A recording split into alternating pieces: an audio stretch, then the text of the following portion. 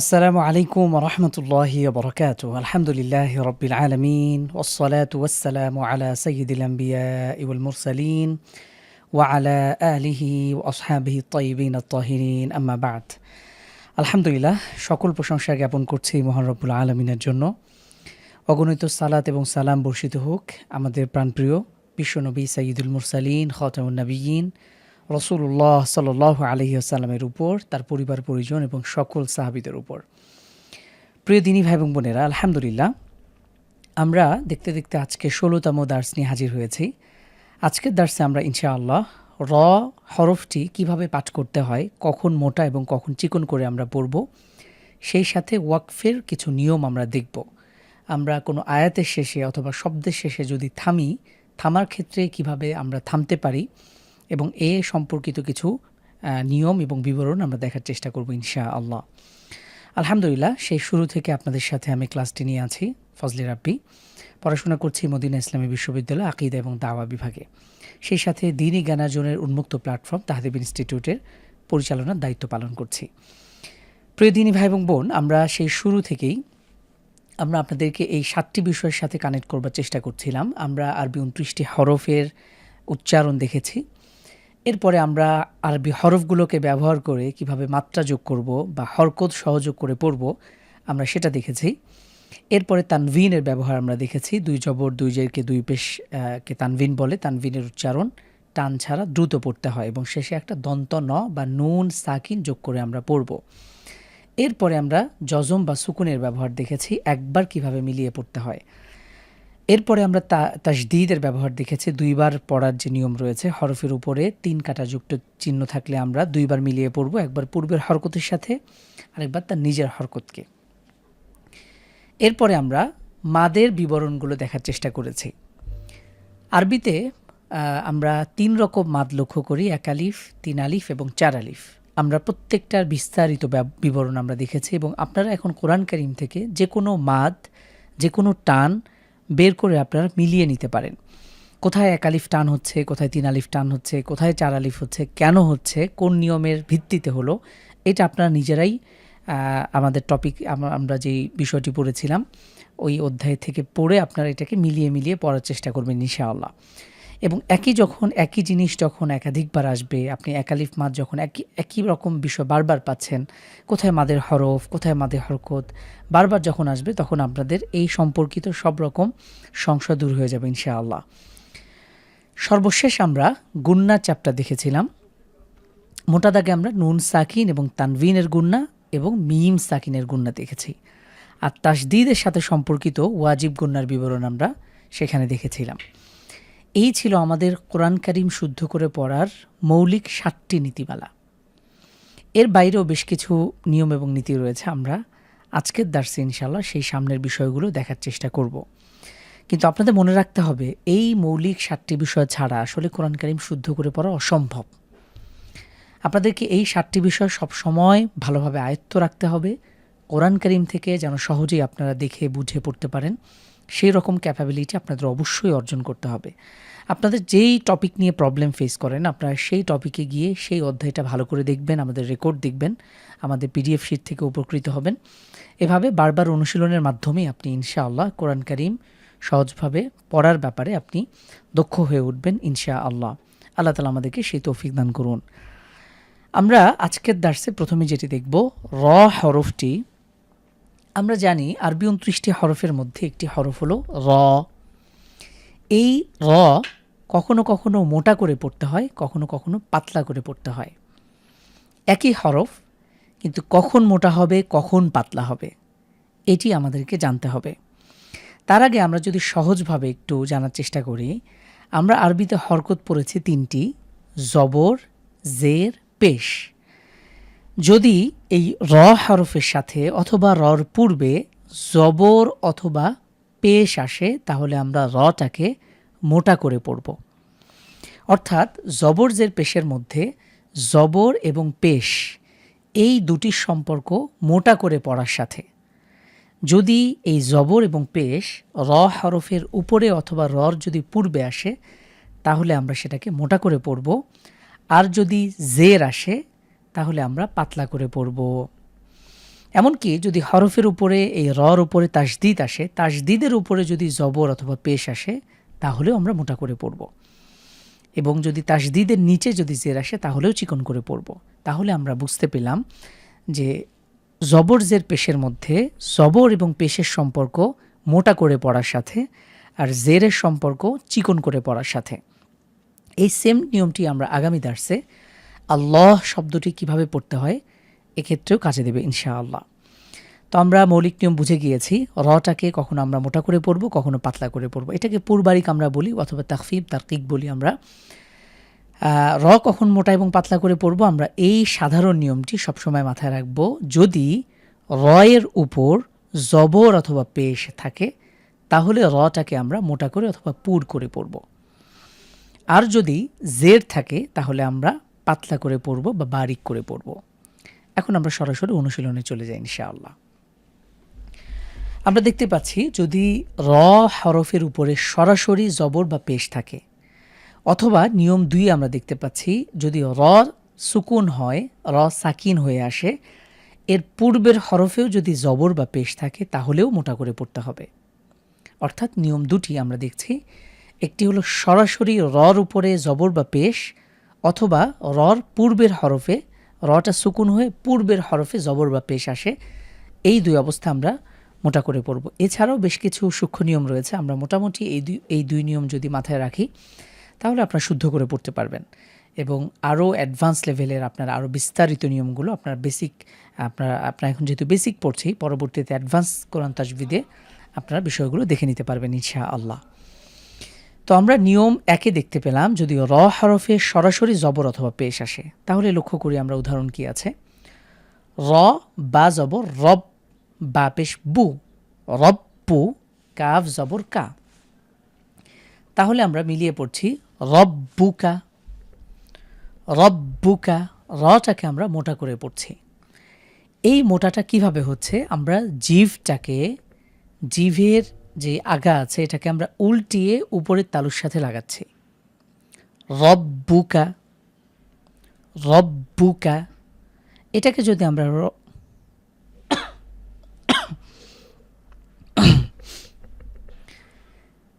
যদি আমরা চিকন করে পড়তে চাই তাহলে কি রকম হবে, রব্বুকা, শুধু রব্বুকা পড়ি তাহলে এটা চিকন শোনাবে।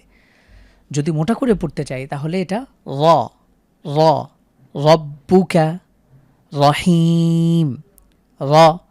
তো এই ধরনের রর সাথে সরাসরি জবর বা পেশ আসলে আমরা মোটা করে পড়ব।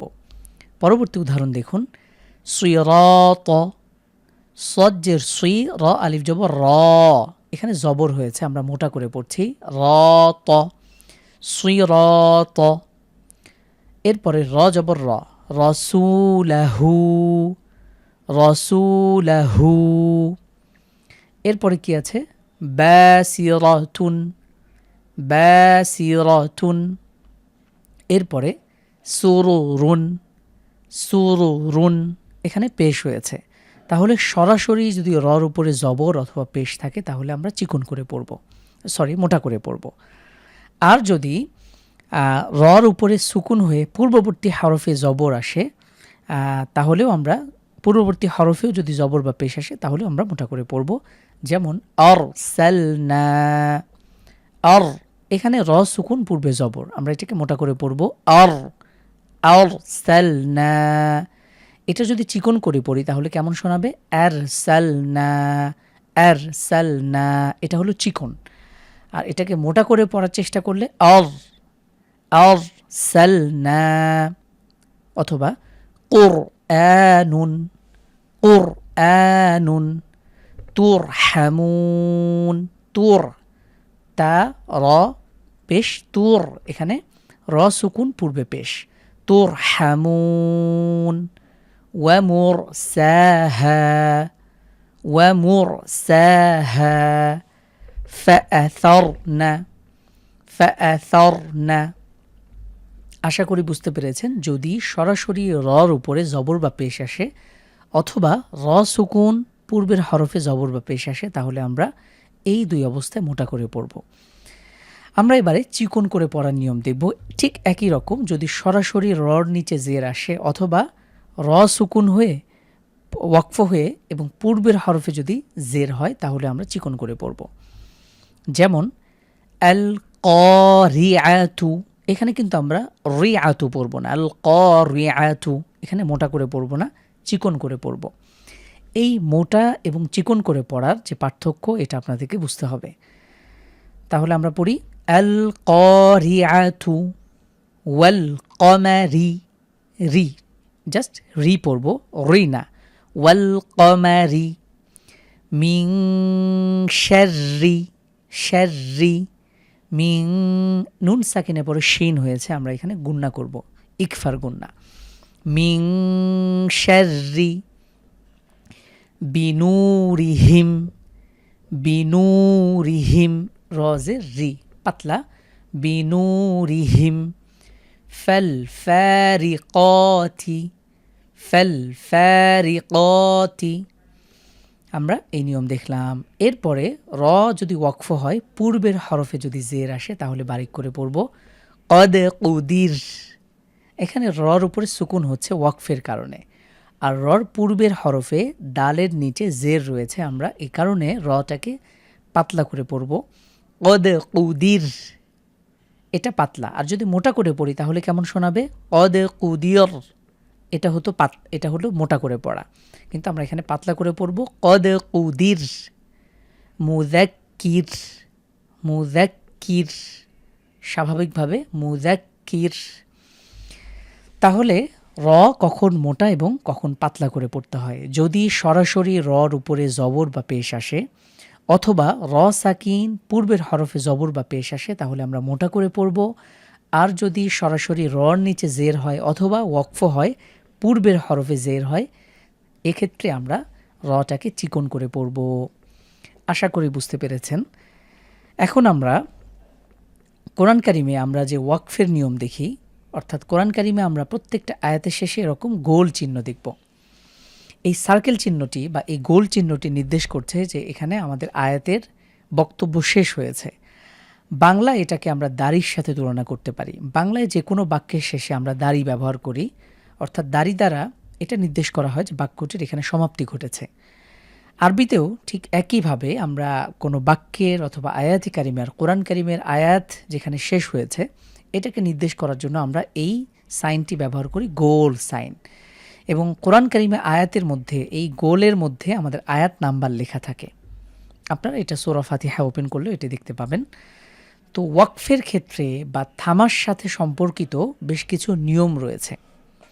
আমরা কখন কোন অবস্থায় থামব এ সংক্রান্ত এখানে মৌলিক 5টি নিয়ম আমরা দেখব। এর মধ্যে অনেক নিয়ম আমরা ইতোপূর্বে দেখে এসেছি। তাহলে নিয়ম নাম্বার 1, একটা সাধারণ নিয়ম, যখন কোনো শব্দের শেষে বা আয়াতের শেষে আমরা থামব স্বাভাবিকভাবে সেটাকে আমরা সুকুন দিয়ে পড়ব। যখন কোনো শব্দ বা আয়াতের শেষে আমরা থামতে চাই স্বাভাবিকভাবে সেটাকে আমরা সুকুন দিয়ে পড়ব। যেমন বা জবর বা, খ জের খি, লাম জবর লা, বাখিলা। এখানে আমরা ওয়াকফের সাইন দেখছি, এটা হলো ওয়াকফের চিহ্ন। আমরা যদি এই লামের উপরে থামতে চাই তাহলে আমরা লামের উপরে সুকুন দিয়ে পড়ব। যেমন বাখিল, অর্থাৎ বাখিলা থেকে হয়ে গেল বাখিল।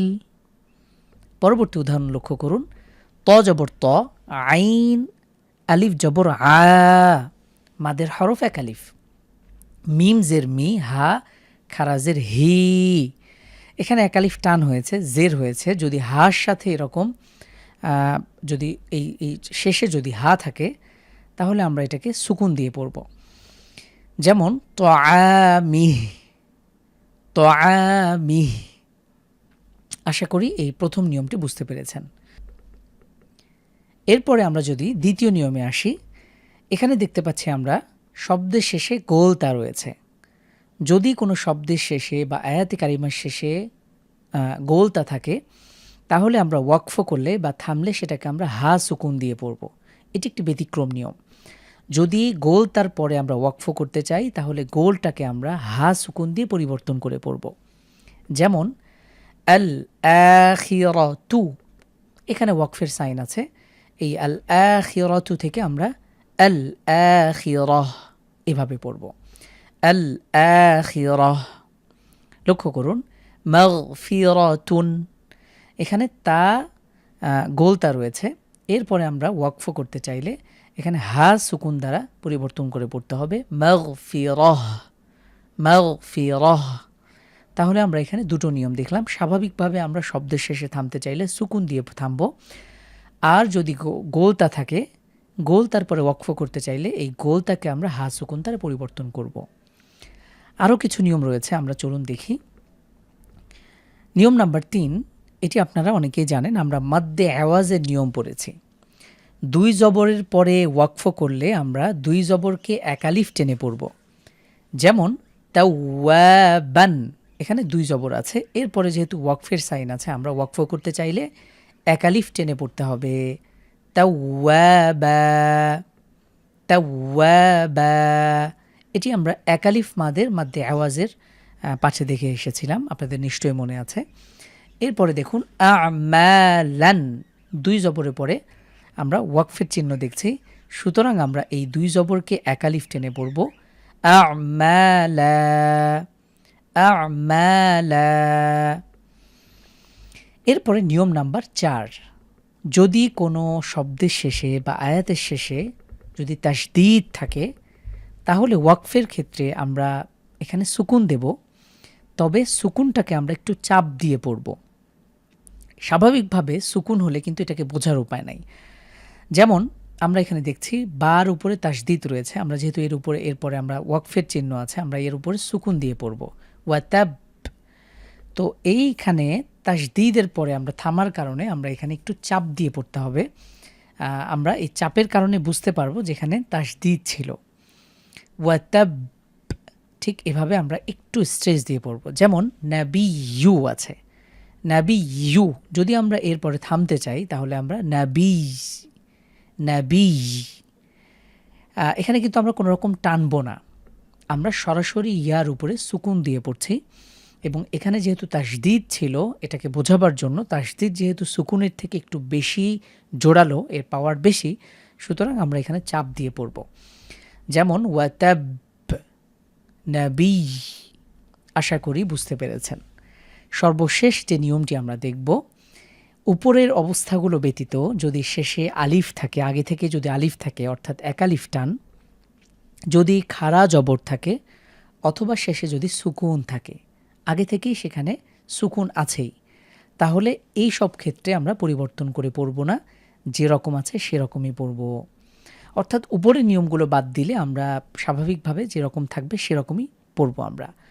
প্রথমে হলো এক আলিফ টান, জবরের পরে যদি আলিফ থাকে তাহলে আমরা এক আলিফ টেনেই পড়ব, এখানে থামার আর কোনো প্রসঙ্গ থাকবে না। আনফুসানা, এখানে থামলেও যা, না থামলেও তা। আনফুসানা। এরপরে যদি খাড়া জবর থাকে, খাড়া জের থাকলে কিন্তু হবে না, বা উল্টা পেশ থাকলেও না, খাড়া জবর থাকলে আমরা অপরিবর্তনীয় রাখবো, এটাকে আর পরিবর্তন করব না। যেমন মুসা, ঈসা, এরকম যত উদাহরণ রয়েছে। সর্বশেষ যদি আগে থেকেই সুকুন থাকে তাহলে এটাকে আর পরিবর্তন করার কোনো প্রয়োজন নেই, যেরকম আছে সেরকমই পড়ব। আনফুসাহুম, আনফুসাহুম। তো আলহামদুলিল্লাহ, এই ছিল আমাদের ওয়াকফের বিবরণ। আমরা ওয়াকফের নিয়মটা আরেকবার দেখি। প্রথমে স্বাভাবিক অবস্থায় আমরা শেষে সুকুন দিয়ে পড়ব, যেমন বাখিলা থেকে বাখিল, তোয়ামিহি, সেখান থেকে থামার কারণে তোয়ামিহি। 2 নম্বর নিয়মে আমরা দেখেছি শেষে যদি গোলতা থাকে এরপরে আমরা থামি, তাহলে গোলতাকে হা সুকুন দিয়ে পড়ব, যেমন আল আখিরাতু, সেখান থেকে আল আখিরাহ। মাগফিরাতুন, শেষে গোলতা আছে, ওয়াকফ করলে মাগফিরাহ। এরপরে আমরা নিয়ম দেখলাম 2 জবরের পরে ওয়াকফ করলে আমরা এক আলিফ টেনে পড়ব, এটি মাদ্দে আওয়াজের নিয়মে হবে, আমরা আগেই জেনে এসেছি। যেমন তাওয়াবান, সেখান থেকে তাওয়াবা। আমালান, সেখান থেকে আমালা।